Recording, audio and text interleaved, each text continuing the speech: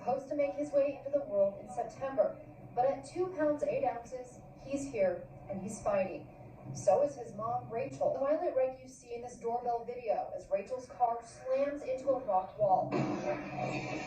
She had been feeling sick and passed out while driving home in Eagle Mountain Thursday. Her husband and father say a medical issue, likely pregnancy related. Lifelight rushed a 27-week pregnant Rachel to the hospital. Hey guys, welcome back to another video. I would be totally lying if I said that I wasn't pretty nervous to film this video.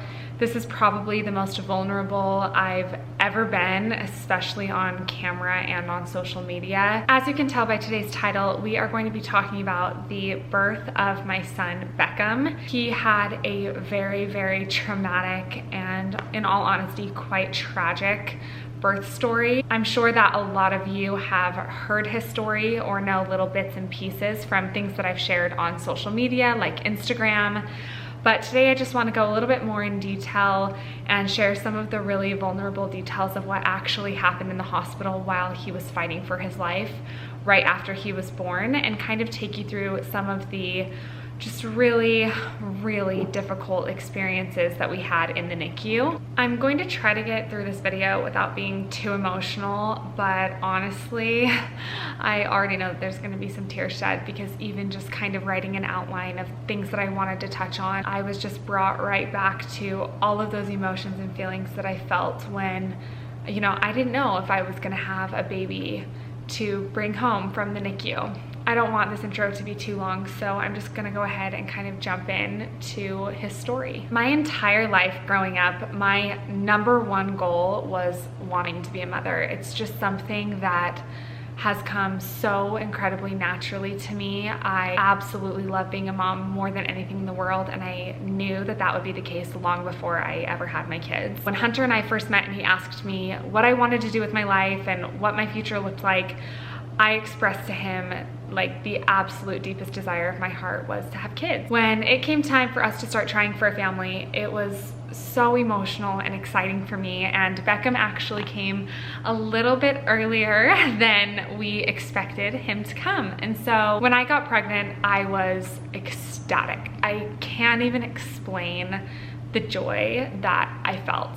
And oh my goodness, we're not even into the deepest parts of the story and I'm already getting emotional. But I was so excited, and I had a totally normal pregnancy. I was fortunate enough not to be very sick with Beckham. I was just loving being pregnant, in all honesty. I was so excited to become a mom. We went to our 20-week anatomy scan and everything looked great. We didn't have any scares with the baby. His anatomy was completely normal, and you know, we were just expecting a totally normal birth experience. And that is obviously not what ended up happening. The day that I turned 27 weeks pregnant was a totally normal morning. I had had a full breakfast. I woke up, was getting ready to go to work. I left my house, and then I actually ended up having to turn around on my way to work in order to go home and grab my laptop from my house. When I was on my way back to my house, I started to feel a little bit lightheaded, and nothing was out of the ordinary. And so I honestly thought that I was just getting a little bit dizzy and might end up throwing up, because that had happened a couple previous times in that pregnancy where I would get really dizzy and then I would end up just throwing up and feeling so much better. That's honestly just what I thought it was a little dizzy spell that was gonna lead to that, and then I was gonna be good to go. So I was actually sitting at an intersection and I just started to get like really lightheaded. Like it was more intense than previous dizzy spells that I had had.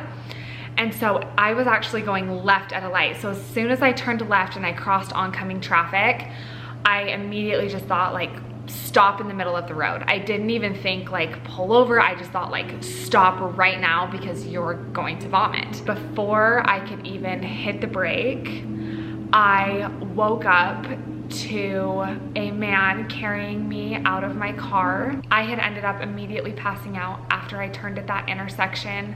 Thank goodness there were no children in the road, because this was at about 10 in the morning in the middle of summer. And so nobody was outside, and I ended up you know, falling forward. And so when all of my weight went forward, my foot naturally just hit the gas.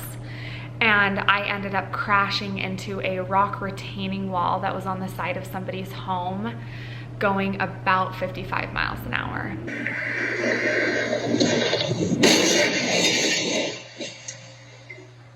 I do not remember the impact at all, and I think that is just a huge blessing that I don't have memory of the accident itself. I just remember kind of slightly coming to consciousness when I was being carried out of my car, and it was a very, very sweet guy. I get emotional talking about him because he was actually working from home that day. And later we found out that he never works from home. It was like very atypical of him to even be at home at that time, and he heard my car crash. And so he came running out, and when he got to the driver's side of the door, he opened the door and realized that I was pregnant. As he was carrying me out of my car, he was already on the phone with 911, and they had advised him, to my understanding, to keep talking to me and keep asking me questions to try and keep me conscious. I have absolutely no visual memory of anything until after I gave birth to my son that day. I have a couple little snapshots in my mind that I remember seeing visually, but according to everyone at the scene of my accident, my eyes were actually open, but you know, I don't have any recollection of anything that I saw. I just remember what I heard. I think there were a couple people that initially were at the scene of the accident, a couple neighbors who lived close by, and I was screaming. I was just in so much pain. I've never felt pain like that in my life, and it was really difficult for me to explain, you know, what was hurting, because I was trying to describe that it wasn't necessarily like my crotch, but it also wasn't really my belly. And what I was trying to communicate was that it was my pelvis that was in so much pain because of where the seatbelt was. The seatbelt that definitely contributed to saving my life. The impact was so strong, it, you know, it had stopped me with so much force that I actually had black and blue bruising from one hip to the other. That was like severe. I did end up getting probably permanent, might be semi-permanent if it ever goes away, but some damage to the nerves in my hips. So half of my left leg is actually numb still to this day, but I will touch more on kind of my injuries in a moment. At the scene of the accident, there were, like I mentioned, a couple people there talking to me, asking me questions, and I was actually able to give them my husband's phone number, and this accident actually happened in the neighborhood that I lived in. He was able to retrieve my phone from my car and then call my husband, and my husband was there, you know, within moments. And it's hard for me to imagine what he felt pulling up to that accident and seeing that my car was totaled and that there were paramedics on the ground with me and that I had blood on me, and knowing that, you know, our child was not even in, you know, the 3rd trimester yet. And when Hunter got there, he checked to see if I was bleeding at all in terms of the baby, and I wasn't, fortunately. So they were able to put me on a stretcher, get me into the ambulance, and start giving me some pain medication. While I was in the ambulance, I vividly remember looking up at one of the paramedics and asking if I was gonna die. It was one of the scariest moments of my life. When I found out that they were going to life flight me, I felt like I was able to come to terms a little bit more with how severe the situation that I was in was. When I was in the ambulance, they did try and find Beckham's heartbeat, and unfortunately they couldn't find it. They were asking me if I could feel my baby moving, and honestly, I was so out of it. And then at that point, I was having painkiller. I really didn't fully understand what was going on. They drove me to the nearest hospital, and then they immediately put me in a life flight and then flew me up to the University of Utah hospital. There are so many miracles. I could never even name them all, but one of the miracles that we saw that day was that I was actually en route to go to a different hospital that's about 20 minutes away from the hospital I ended up at. And while the helicopter was in the air, they decided to send me to the hospital that they ended up sending me to, which is the hospital that we recovered through with insurance. The determining factor was that they knew that the likelihood of me giving birth was like 99%. I obviously hadn't come to terms with that. I was only focused on raising my hand when I needed more painkiller, but there was a small window in an operating room at the University of Utah that passed directly through to the NICU. That window ended up being critical enough for them to switch the hospital. Once I got to the hospital, my mom, dad, and husband were all on their way there. I immediately went into the emergency room, and the first thing that they did was find Beckham's heartbeat. They found his heartbeat and it was healthy, and so a ton of fear left my body at that point. I thought, okay, they found his heartbeat, my baby's okay, everything's okay. Like, wow, this was crazy. Like, in my mind, I was like going to work after this. Like, I had no idea the condition that I was in, the condition that Beckham was in. I really had like no grip of reality at that moment. And they told me that they were gonna take me into another room for a CAT scan. Because of the pain that I was describing, I thought for sure that I had shattered my body, like hip to hip. I know that sounds dramatic, but that is the only way I can describe it. I was positive that at least half my body was broken. They took me in for a CAT scan just to obviously see what bones had broken, and they also wanted a better look at the baby. Once they got to my stomach, they ended up pulling me out of this CAT scan and back into the emergency room. I knew in that moment that because they decided not to continue the CAT scan to see my legs, that there had to be something concerning with the baby, because that was the part of my body that they were the most concerned about. So once we got back into the emergency room, I was told that Beckham's heart rate was slowly declining, and they actually found blood in my uterus. They were actually able to see in the CAT scan that my placenta had torn off of my uterine wall. So Beckham had been with only 20% of his oxygen and nutrients for the past 30 to 45 minutes. Immediately, we knew that this was absolutely critical for not just myself, but for Beckham. They refer to this as a placenta abruption, and at times in different pregnancies, your placenta can abrupt without the force of a car accident, but it's very, very likely that the abruption happened because of the car accident, obviously. And so since that time, Beckham had been with like very, very little oxygen. So they whisked me out of that emergency room, and I knew that things had started to pick up a frantic pace when I realized that the stretcher that I was laying on, the doctor talking to me was running to keep up with the stretcher. He introduced himself to me and told me that he was going to be the surgeon that delivered Beckham, and that I wasn't going to leave the hospital pregnant. Obviously, this was very, very difficult for me to comprehend or even really understand, especially because it was my first baby. I didn't understand what a 27-week-old baby would look like or the condition that they would be in. I didn't understand if a baby that little could even make it. And I was also terrified and had no idea if I was going into a vaginal birth, if I was going in for a C-section, if I was going to get medicated. I didn't know what was going to happen to me or the baby. Hunter was able to come into the room right before they took me in for the C-section, and the doctor explained to Hunter what was going on. And while he was explaining to him what was going on, Beckham's heart rate dropped drastically, and just like you would see in a movie, every siren on that floor went off. They were yelling different codes and basically screaming that I was going to deliver my baby. They took me in for a C-section.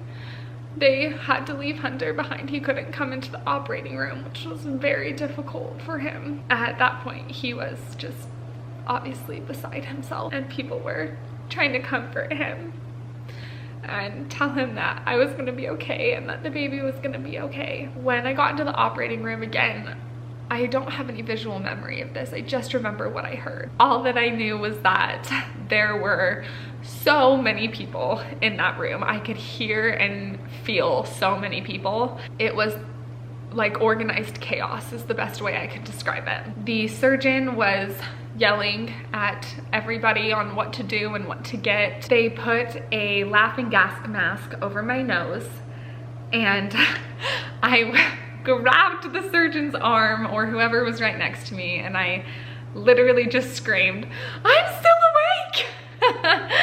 And there was a really sweet voice right next to my ear, like in the middle of all the chaos, and she said, you know, "My name is so-and-so, and I promise that I'm not gonna let them cut you until you're asleep." And as silly as this may sound, that was probably the most comforting thing that I had heard up until that point in the operating room. I was so grateful for that woman. So the very last thing that I heard before they put me to sleep was the surgeon yelling, "Do not touch either of her legs, they are both broken." And then I was out. As you can imagine, I had literally zero comprehension of how much my life had changed when I woke up from delivering Beckham. When I opened my eyes, this is kind of comical, so I'll have to include this. I literally woke up from my C-section, and you know, Hunter was right there by my bed, and so was my parents and his parents, and they had told me that Beckham was, you know, in the NICU or with doctors. I still didn't even really understand what that meant, but just that they were helping him and stabilizing him was what I understood. I just kept telling everyone that. Please keep in mind, I was so drugged up, but I woke up without a pregnant belly, and I was like, "I am so skinny, I am so skinny." And that is how out of it I was, and how out of touch with reality that I was. And I just remember my husband and my dad and my mom and everyone just being happy that I was honestly probably still kind of out of it and not really understanding what was going on with Beckham. Because at that point, it had been a few hours, I believe. Not since I had delivered, but a few hours since I had been at the hospital. My dad went out and asked the surgeons, like, you know, "We need an update on the baby. Rachel just woke up and she's going to be asking. We need an update on the baby," because when they passed Beckham through that little window that I talked about from the operating room into the NICU, at that point, the only thing that my family knew was that they were stabilizing the baby, and it was basically radio silence from that point forward, and the focus for my family was then more so on me, because I was then coming out of surgery and waking up. Something that was so sweet about waking up was Hunter walked over to me and he grabbed my hand and he said, "What do you want to name your son?" And you know, up to that point we had been kind of going back and forth between a name or two, but my heart was really set on Beckham. And Hunter really liked the name Beckham, but he wasn't as dead set on it as I was. And it was just really sweet. When I woke up, you know, he walked over to me and he just said, "Whatever you want that baby boy's name to be, it will be." And so they wrote down his name on the little board, and that was one of the only moments that I remember ever feeling, you know, normal, was getting to pick my child's name. Shortly after that, they moved me into a different room, and I was basically just waiting to be able to go meet my baby. And they wouldn't let me leave the room because they thought that both of my legs were broken, and so they wanted me to go downstairs and get x-rayed first. There was some concern because nobody had been able to go see the baby yet, and we were just basically waiting on an update on the status of his life. My dad had actually left to go basically hound a doctor again and just say, "You need to be straightforward with me." While he was doing that, we were actually told that Hunter could go meet the baby. So because I wasn't able to go, Hunter and his mom went in and got to meet Beckham and see him. He was obviously on a ventilator, and they got to go in, and Hunter took a photo for me so that he could come back and show me my little boy. Shortly after, they were able to take me downstairs to get x-rayed so I could get out of that stinking bed and go meet my baby. And miraculously, I didn't have any broken bones in my legs, which I was ecstatic about, which is such a miracle. It's a miracle that I lived through that accident, let alone basically would have been able to walk away from it a few days later. Then I got to take my dad and go meet my sweet little boy. I will never forget the NICU doors opening and me walking to an incubator and getting to look at my first baby. It is still hard for me to this day that that's how I met my first child, but there's so many special experiences that also go along with that, but that will never be normalized in my mind. It was painful and scary and special all at the same time. So I looked at his sweet little body in the incubator, and I remember thinking that he looked a lot healthier and better than I had expected him to look. He was so beautiful. And something that was really, really special is I was the only person that they let you know, I got to put my little finger through one of the holes in the side of the incubator, and I got to hold his little hand. And as soon as I held his hands, all of his stats actually immediately got a little bit better. And the nurse looked at me and she said, "If you can see those numbers right there, that's him reacting to you. He knows that you're his mom." And that was obviously really, really special for me. So after I got to spend a little bit of time with him, of course, all I could do was put my finger in the incubator. The doctor came over, and, you know, Beckham had a million different doctors and still does to this day, but he told me about the expectations that I should have when it comes to how long Beckham would be in the hospital. And, you know, a good rule of thumb that I think they typically tell most mothers with children in critical conditions is that the child will be there until their due date. So I was due on September 12th and Beckham was born on June 13th. I was so naive. I can't even explain how naive I was. I literally thought that the scenarios that we had were Beckham either lives or Beckham doesn't live. And because I saw his living body, I thought, okay, he's alive. So like, can I take him home in a few days when I get discharged? That is how naive I was. I just had no comprehension of what was happening, in all honesty. Over the next few days, I slowly started to come out of that naive state as the doctors would come in and talk to me about different medical conditions and different things and signs that Beckham was having that were indicators of just how sick he was.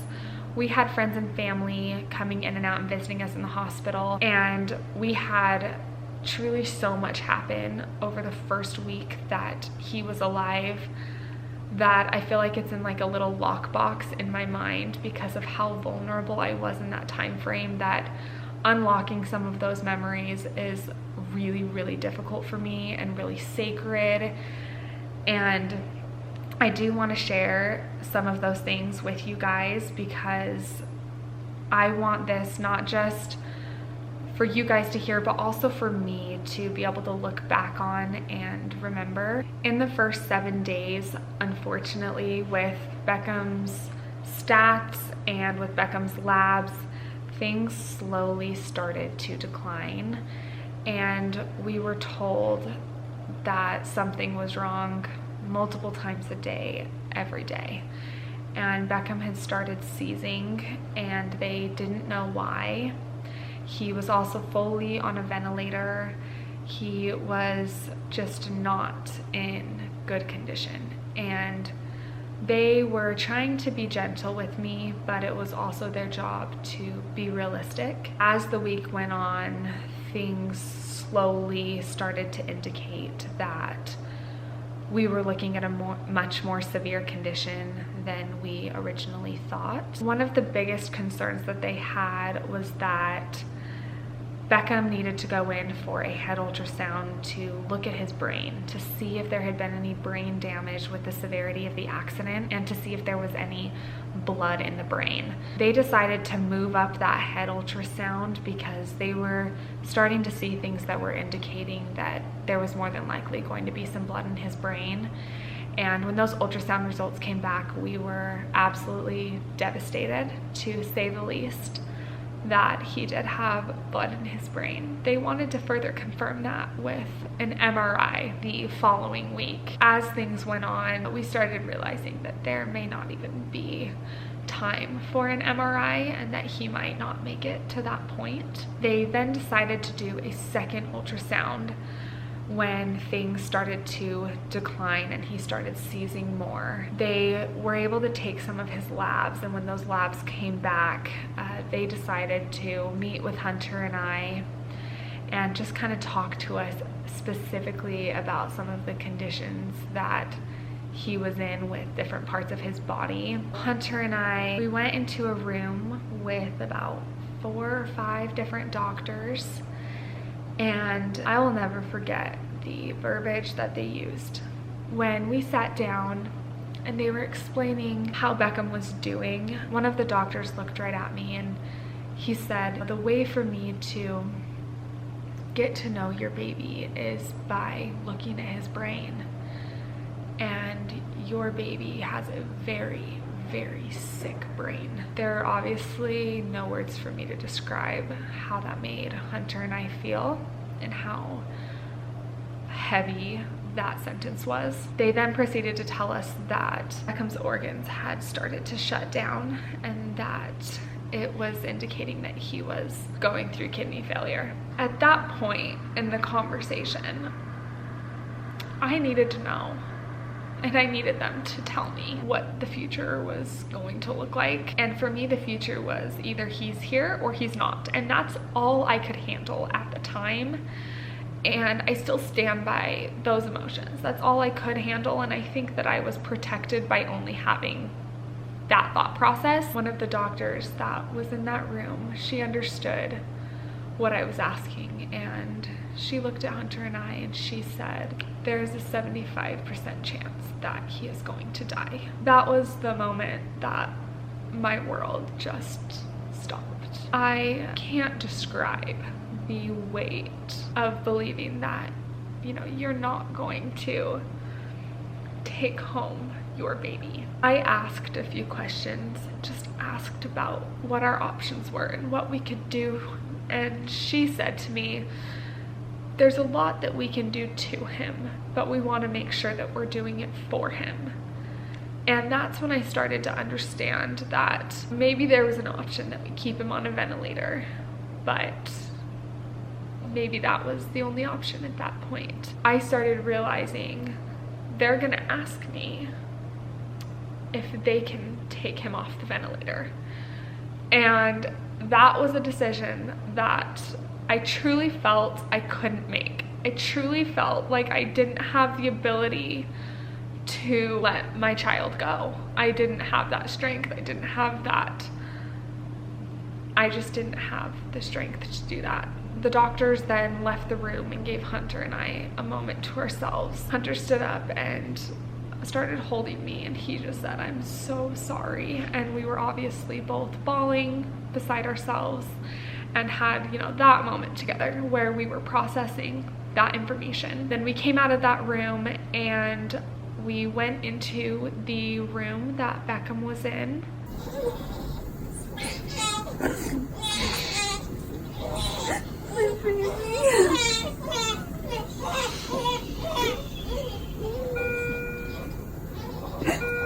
And they told me that they were going to let me hold him for the first time, because at that point I had never held him. The only reason that they were going to let me hold him was because they were going to take him off of everything that he was on and just keep him on the ventilator, simply to keep him quote unquote alive.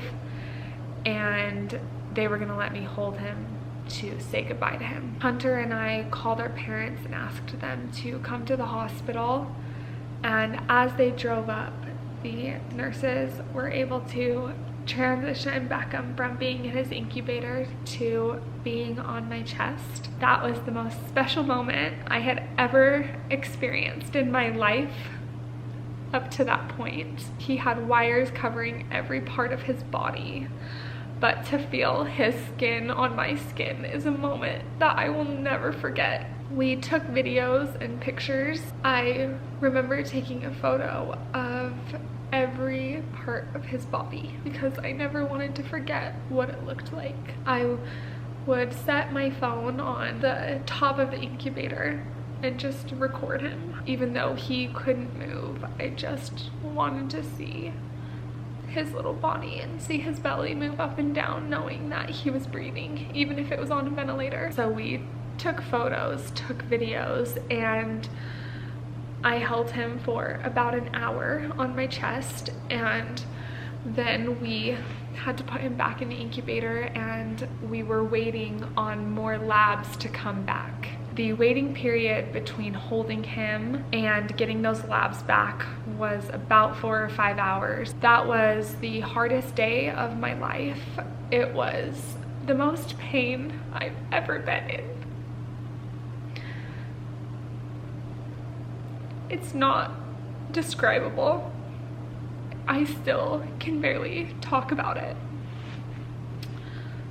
But at 3 o'clock that day, we went into a room, and it was a back room that they had moved him into for us to be able to say our goodbyes. The doctor came into the room and he had the results from Beckham's labs. And he said that by some miracle, all of Beckham's labs had corrected. There was no indicator that more blood had gone into his brain.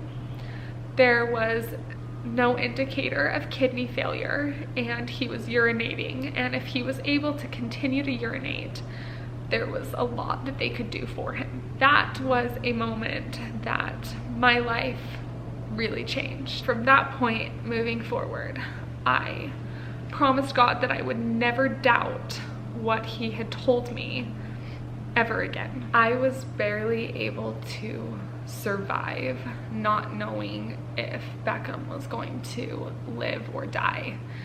And I don't want to go into too much detail, but I had some really sacred experiences between God and I, and some really sacred experiences with Beckham by myself, and I begged God and begged Beckham to tell me if he was going to stay with me, because I felt like I couldn't go on if he didn't. On day 5, Beckham told me that he was going to stay with me. The rest of our NICU experience was the hardest thing I've ever experienced in my life. I can't describe, I know I've said that a few times in this video, but it pertains to everything I'm talking about.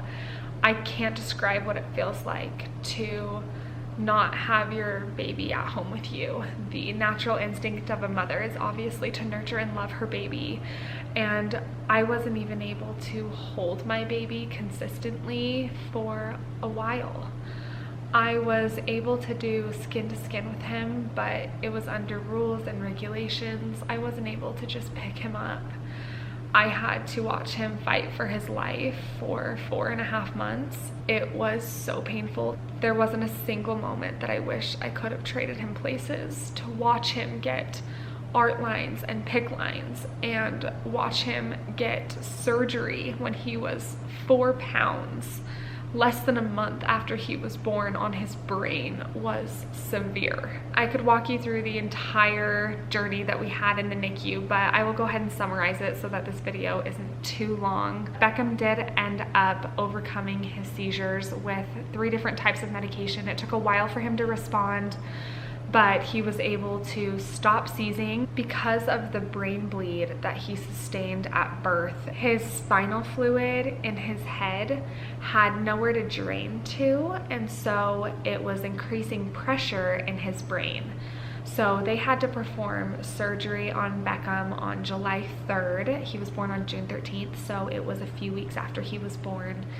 they took him over to Primary Children's and they had to insert a reservoir into his brain, and every single day with a needle they had to go in and remove spinal fluid from his brain, and that was extremely painful to watch. I rarely was willing to stay in the room to see it because it just hurt knowing that he was experiencing so much pain on a day-to-day basis while also having his life saved. The nurses that I had were so amazing. I can't even talk about them without getting emotional because I know that they contributed to saving his life. It brought me so much comfort knowing that when I was at home sleeping, there were nurses in that hospital that loved and cared for my child and were protecting him and were willing to fight for him and fight for his life and fight for what they knew he needed. And I couldn't have made it through that experience without those nurses. Beckham had to have so many tests and scans and MRIs. I truly can't even begin to name them.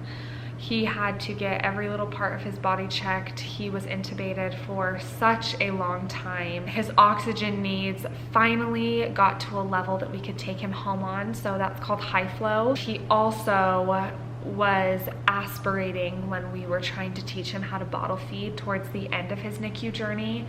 So he had to actually get a G-tube, which is a little tube that's inserted into your stomach that you can feed them through. It's essentially a feeding tube. So I knew that Beckham getting this feeding tube was our ticket out of the NICU. By the end of our NICU experience, I was absolutely drained.